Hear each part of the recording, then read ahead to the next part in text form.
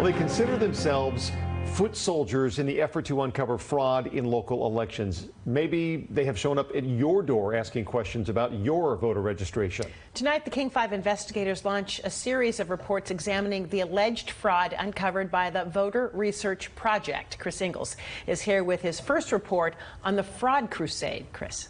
Joyce and Greg, this claim that the 2020 presidential election was stolen has trickled down to communities here in Washington state. So we're taking to the streets ourselves over the next several weeks to investigate Voter Research Project's claims that our local elections are full of incompetence and fraud. Here in Mason County, volunteers went on the hunt for vote fraud using addresses they got from voter registration records. At Coulter Creek Road in Belfair, they turned left onto a street lined with trees and vacant lots. A property on this street is exhibit number 1 in a report of confirmed voter anomalies from the Mason County Voter Research Project. The report says this is vacant land, yet 4 voters are registered at this address who voted in the 2020 general election. Listing vacant land could be a violation because voters are required to register the address where they live. Is it really voter fraud? We came to Mason County to find out and pretty quickly learned it wasn't voters who did anything wrong. Are there actually 4 registered voters here? There should be, yeah. Tabitha lives at this home on Coulter Creek Road, where there are 4 registered voters, her family members. Me and my husband, and then my father-in-law and my mother-in-law. Voter Research Project's own records list her correct address, but it appears the group's canvassers turned left onto Coulter Creek Road when they should have gone right on Coulter Creek Road South, where there are several houses. We tracked you down, pretty straightforward. Yes. What would you say about their methods? Yeah, that they need to do more research, and it really didn't seem that difficult to find us. Hello? Anybody home? The canvassers also missed this Coulter Creek address, again visiting the wrong side of the road, another vacant lot highlighted in their report. So there's 2 registered voters here. Yes. Yeah. I really think it just seems like an error in how it was documented. So that's 2 registered voters at this address that are legit.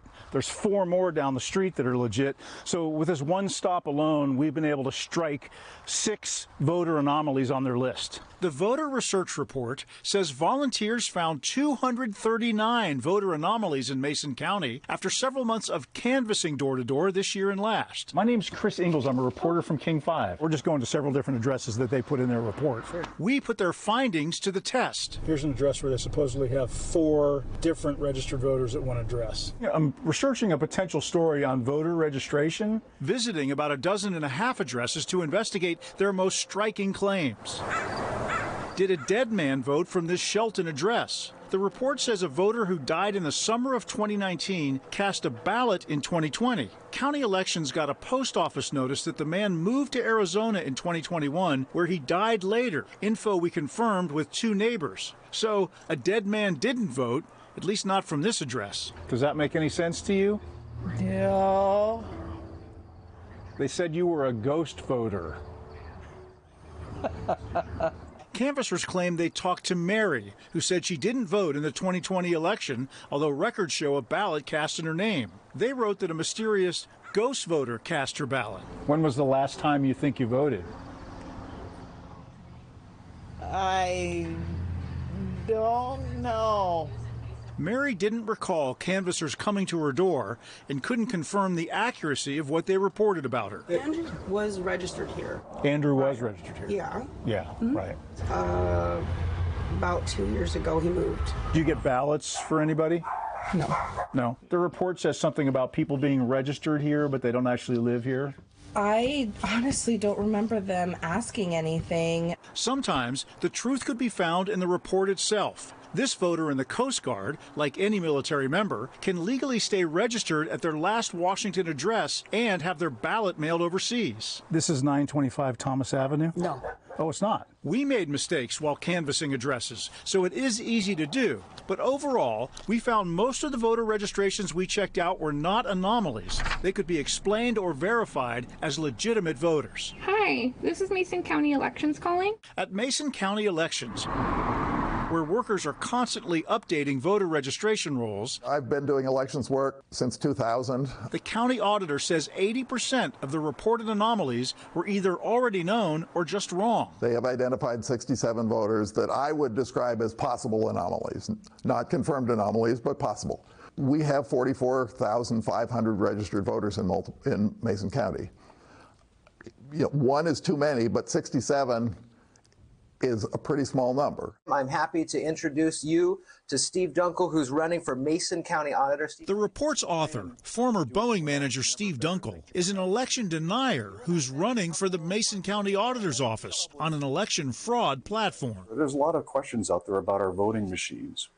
A lot of uncertainty. Dunkel did not respond to our repeated requests for an interview. His report isn't entirely wrong. It lists 12 voters registered to post office boxes inside this Belfair store instead of their actual home addresses. Are they allowed to register at a P.O. box? No. Auditor Patty McGuire says he significantly reduced post office box registrations 3 years ago using new software that identified about 100 voters registered to P.O. boxes. What we have done in all of those cases is mailed those voters a notice and said, please update your registration, tell us where you live. Isn't that enough to cancel their registration? Not under law, no. If you're the auditor and you know people are improperly registered to vote there and you can't do anything about it, that's a problem.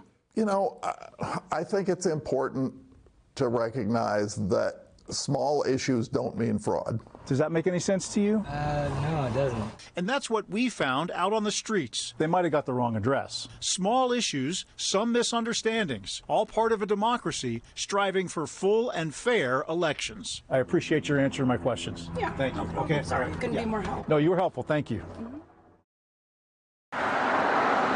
Volunteers from the King County Voter Research Project zeroed in on the Trailer Inns RV park in Bellevue after reviewing county election records showing that several voters are registered here. They flagged it as possible fraud by 20 voters who were voting from a business that rents RV spaces. In this report submitted to King County Elections, which we received through a records request. We've got people that are overnighters, and we've got people that have been here close to 20 years. A spokesperson says the trailer park is home for some people, but the Voter Research Project claimed they violated the requirement that voters register at their actual residential address. We couldn't afford a house when we sold ours back in Utah, so we've been living in this for almost 2 years. Dustin Reed, who works for the Department of Veterans Affairs, lives with his family of 4 in this 43-footer. It does come to this address. His mail-in ballot to this address is one of the voter anomalies at the trailer park identified in the report. I don't know how they could, say we're ineligible voters if they've never actually come out to actually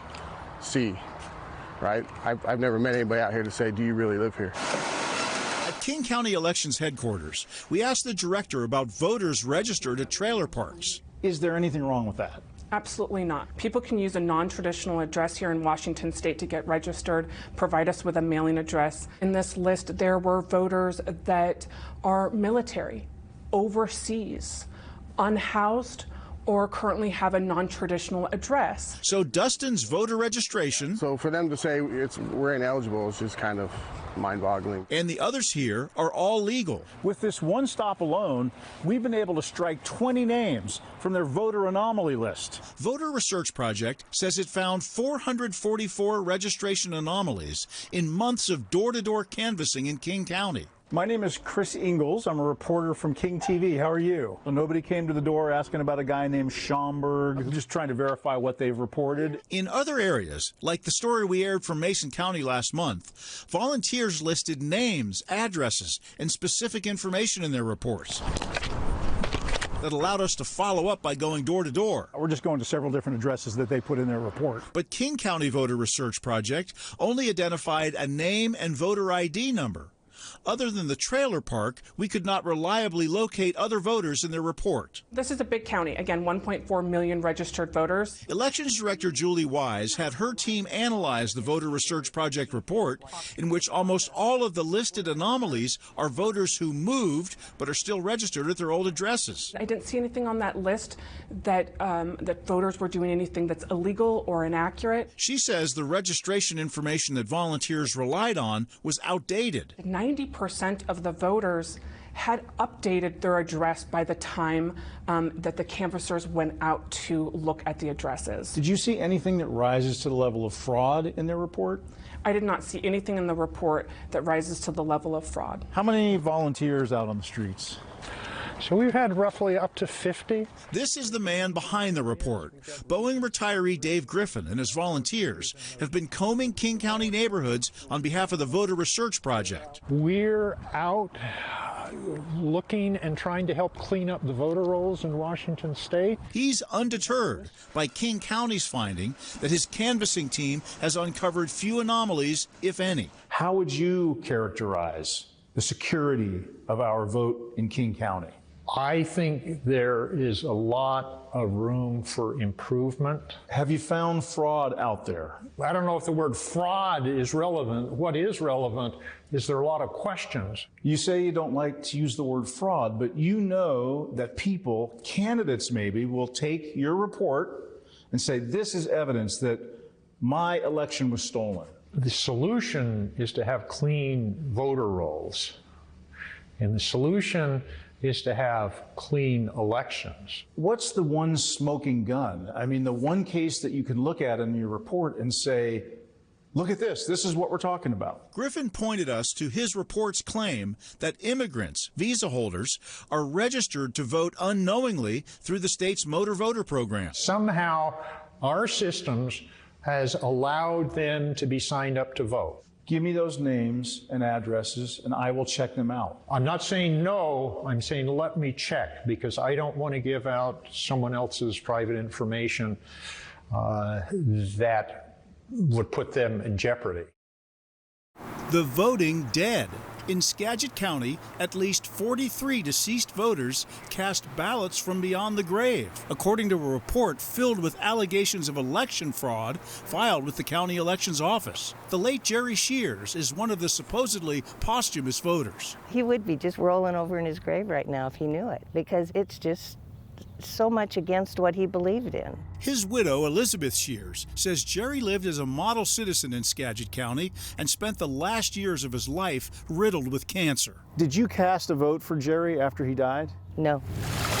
Elections records confirm Jerry's last ballot from his home on Guimas Island off Anacortes was mailed in for a special election last February, 1 month before he died. Here's the report showing that people are cheating. And your husband's name is on that report. And it's wrong. I think it's BS. There's not a chance that that happened. The name of the farm was S&T Little Horses. My grandparents had it together. Angela Pillman lives on the 5-acre property in LaConner, where her grandmother died 4 months after she cast her ballot in November, according to election records. That's my grandmother's obituary. Date of death was February 28th. But Dorothy Stevens is listed as an anomaly in the report. Voter is deceased. She wouldn't have liked to have had her name falsely represented on something like that. This spreadsheet, submitted to Skagit Elections in June, includes the names of 14 voters who supposedly cast ballots from the grave. Obvious vote fraud by someone. But we easily located online obituaries that showed all 14 died after their last vote. It's a crime what they're trying to do. It really is. It's a crime against democracy. The County Republican Party is behind the Skagit Voter Integrity Project, which claims canvassing by volunteers has uncovered more than 3,200 voter registration anomalies. That's nearly 4% of the 85,000 registered voters in Skagit County. Hello? Hi, kitty. We went door to door to investigate some of their claims. Strange question. My name is Chris Ingalls. I'm a reporter from King TV. In Mount Vernon, a caregiver let us in to speak with 89-year-old Marilyn Wheeler. I'm surprised by my being on the list. We tracked Mrs. Wheeler down because this is what the report says about her. Voter may not be competent to vote. So their report says, voter may not be competent to vote. Yeah. What do you think about that? It's wrong. It's wrong for anybody to decide that I'm incompetent to vote. Mrs. Wheeler doesn't know who thinks she's incapable of voting or why. Did anybody come and talk to you about this? No, I did not. There's been nobody. Can I show you what they said? The drive-by judgment of this voter at a home in this tidy Mount Vernon neighborhood is even worse. It says check citizenship. Citizenship should be checked. This voter has lived here 4 years, and it takes longer than that to become a citizen. Wow.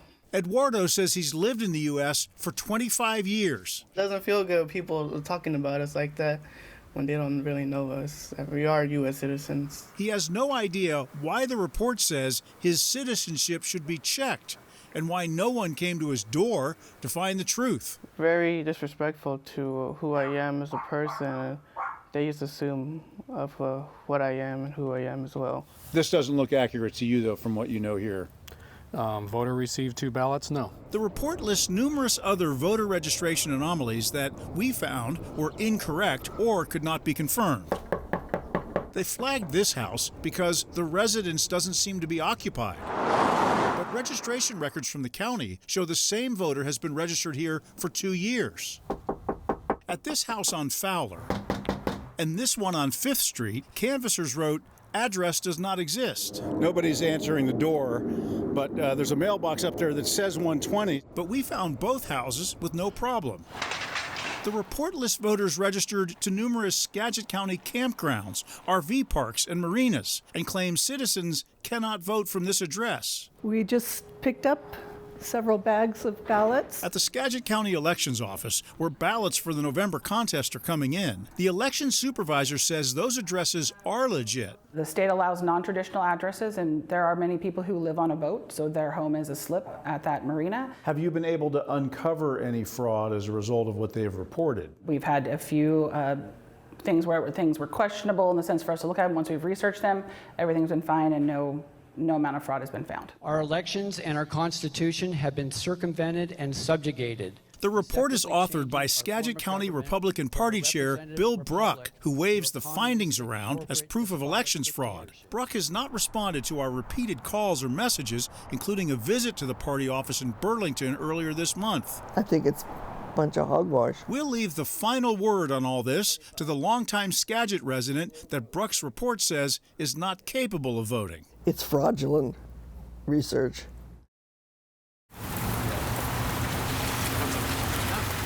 In the fertile farmlands near Skagit Valley. Brother, the sun sets right over here every evening. It is absolutely the most beautiful scene. It just reminds me so much of my God and why I'm here.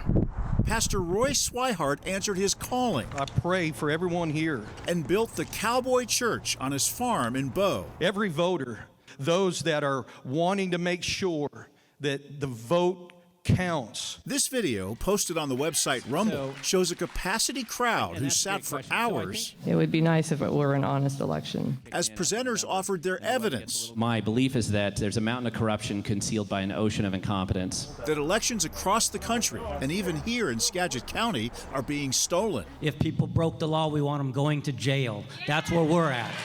Were you worried this issue would be too partisan for church? I was a little bit concerned about that. And there's the difference between a politician and a preacher. Politicians have to worry about what other people think, and I don't.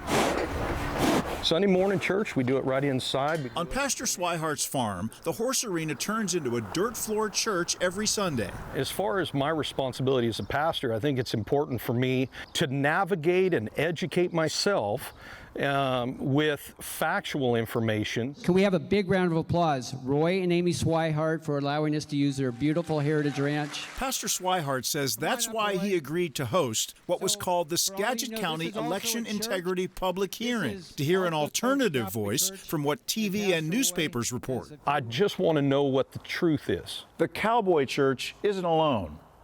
By searching social media and the internet, we found election integrity events at several Puget Sound area churches. Since the event in Bow in September of last year, we tracked similar programs at churches in Cedar-Woolley, Marysville, Snohomish, Federal Way, Puyallup, and Lacey. All events made claims that elections are swayed by incompetence or corruption. Yes, he won. And we all know it. Because there's so much fraud here, it's easy to find. The keynote speaker at the Cowboy Church was Douglas Frank, described as a physicist with a doctorate. And I found a sixth-order polynomial in every state, and it's as high as it goes. And so it's like breadcrumbs. It's like America was stolen by an Excel spreadsheet. Frank has crisscrossed the country, claiming that he's uncovered a secret algorithm that proves somebody, presumably Democrats, manipulates votes to win elections. Your registration databases are where you're getting hacked. That's where you're losing your elections, because you're filling your registration with phantom voters. Frank's stolen election claim was backed by another national election denier. I'm an engineer who put up more charts and graphs. I didn't know what they were talking about. Yeah. Did you get what they were saying? Well, I'm pretty new, and boy, that's way above my pay grade. There's a lot of information that is just way past my IQ. Is there any truth to what he's saying? At a top line, high level summary, there is absolutely no truth to his claims. Stanford University professor Justin Grimmer just published this research report that calls Frank's formula for vote manipulation worthless and wrong, a conclusion echoed by many experts. It is impossible for folks who are just trying to go about their daily lives to know all of that, to know that this guy who's up there, who is an incredibly well-spoken presenter, is telling them something that is just simply junk. It's not true at all, merely a conspiracy theory. My heart is to really reach folks that maybe don't feel comfortable going to a traditional setting in church. It would be hard to argue that Pastor Swihart wants anything other than good for his community. He's a preacher and a military veteran who not only raised his own family, he and his wife adopted 3 children along the way. What I care about is the Skagit Valley. My heart is for the people in this valley. It's not Seattle liberals that are running the vote here in Skagit County. It's your own elected officials. Yes, sir. Aren't you criticizing your own community if you criticize the elections here? I think that if we are concerned about the vote being valid in Skagit County, then what's good for the goose is good for the gander.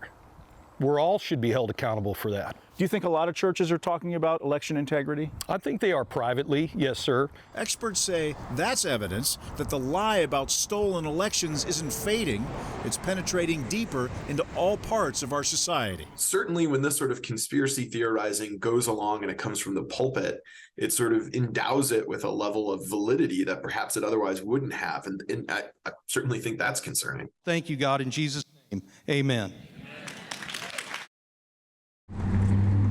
At Jefferson County's historic courthouse, prosecutors filed an unusual criminal case in 2019. It's very uncommon. It was based on this security camera video that shows a woman entering the mailroom at a mobile home park outside Sequim. We felt it was pretty serious. She rifles through the community mailboxes. One of the things she's targeting are the ballots that have just been delivered for an upcoming election. I paint everyone's animals on rocks. Artist Sharon Murphy is one of the residents who will soon learn that the thief It was all on tape. is the neighbor who lives right across the way. Responding law officers found bags of mail in the back of her car. I was shocked because we were like, oh, she stole the mail. And then we're like, oh my God, our ballots were in there. But I was really surprised how violated I felt by that. Prosecutors charged the neighbor, including several counts of hindering or bribing a voter, a first for Jefferson County's elected prosecutor. I think is the only case of this nature that I have so far seen. That kind of case is rare, according to this state database we received through a public records request. It shows only 42 voter fraud criminal cases filed statewide in Washington in the last 15 years.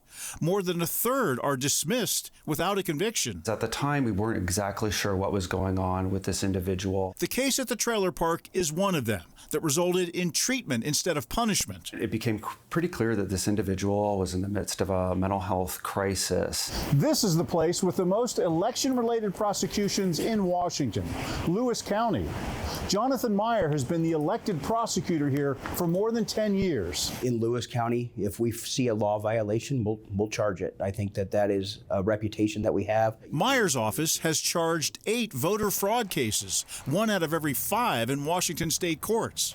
Hi, Mr. Herron. Yeah. How are you? Here in Randall, we're on the doorstep of the most recent vote fraud convict in Lewis County. When Carolyn Herron's ballot signature didn't match at the elections office, workers discovered she died before ballots were mailed out. And you had actually signed your wife's ballot, correct? Yeah. Why did you do that? Well, she had just passed away, and I felt that her vote needed to be put in. Dennis Herron's wife died of cancer before the 2020 presidential election. Right here on the kitchen table, she'd left a voter pamphlet with her chosen candidates, which her 79-year-old husband used to fill out her ballot. I come back from burying her, and the ballot was in the mailbox. I think the prosecutor here would say, you made the decision to break the law, and this is on you. Yeah, well, I guess I didn't realize that it was a felony. He's an old man. Is it really worth going after him? It drives the point home to the community that we're not going to tolerate that type of activity within our county.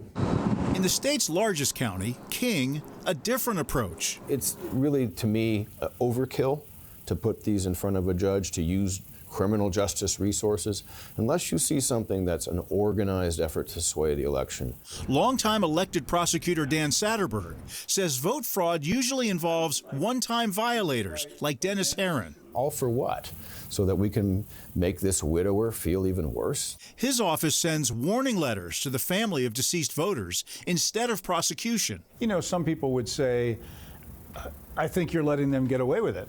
In my office, I've got 235 murder cases to get to a jury. Do I want to charge somebody for voting for their dead spouse and put that right alongside those other cases and try to get it into court? We visited some of the 22 King County homes that received warning letters for ballot return for deceased voter in the 2020 presidential election. At least one widow disputes the suggestion that she voted for her deceased husband. You're saying that he did sign that ballot? He scribbled on it. It didn't have his exact signature. Cindy Kalsa says her husband, Sadah, died from COVID right after he voted. But we pointed out it was more than a ballot signature mismatch that made authorities suspicious. Let me just read you a line off of this. It says, records show the voter was deceased prior to the date the ballot was issued by the county. Is that true? So they're claiming the ballots weren't even out? You had the ballot before he died. I don't know. I know that I had him sign something. We double-checked with King County Elections, which confirms ballots were mailed out October 14th, 2020, 2 weeks after her husband died. When confronted, Kalsa asked for a second interview to make an admission. 2 weeks after he passed away, I got the ballot. I wasn't thinking right or wrong. I wanted to honor him, and I signed the ballot and I sent it in. What I had done was wrong. Why didn't you tell us the truth in the beginning? Emotionally, I wasn't in the right place. I'm truthfully sorry that I sent it in. In another county, her case may have been handled differently, like Dennis Herron's. Do you regret doing that? No, I do, yes. We found the cases in Washington court records are mostly one-time crimes of opportunity. And although prosecutors handle them differently, they all agree on one thing. You feel the elections here in Lewis County are secure? Yes. We just don't see these cases very frequently. The big story is there is zero evidence of any widespread voter fraud. So there is one case of organized voter fraud in Washington State's history books. It was a widely publicized case in 2006 when a group of paid signature gatherers on a voter registration drive forged signatures and submitted them to the county. King County elections workers caught them right away, and 5 people were sentenced to jail. Their motive wasn't politics, it was money. More signatures meant more money for them. So really, Jessica, Greg, here's the bottom line of our months of looking into this Fraud Crusade series. In those months, we really have not seen anything that approaches widespread or organized voter fraud. Just these isolated, smaller cases is what we've seen. And when you brought those forward, I mean, I think everybody can probably empathize with some of the people who might have signed it, you know, not thinking that it was a felony, but at the same time, the amount of cases we're talking about seems very, very minute. Out of millions and millions Right. of votes in this state, only maybe dozens of these fraud cases. But that's good to know. Yeah, interesting to see also how the county prosecutors differ in how they handle those They have cases. prosecutorial discretion, and there's certain decisions that they're legally allowed to make, and you're seeing that here. I'm just glad we have dug into that so people at least know. I mean, it is fascinating. Yeah.